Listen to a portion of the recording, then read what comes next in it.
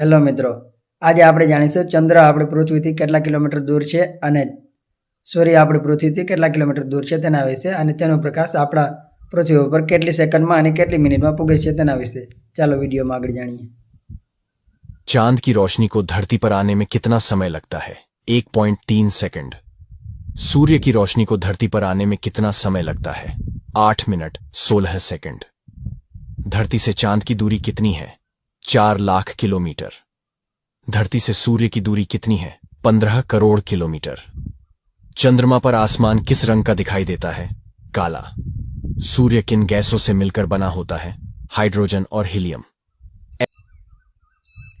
हाँ तो मित्रों, केवो लाग्यो विडियो कमेंट करी अने जरूर जणावजो, अने विडियोने लाइक करजो अने चेनलने सब्सक्राइब करजो अने तमारा मित्रों सुधी जरूरथी शेर करजो। चालो मळीए नेक्स्ट विडियोमां।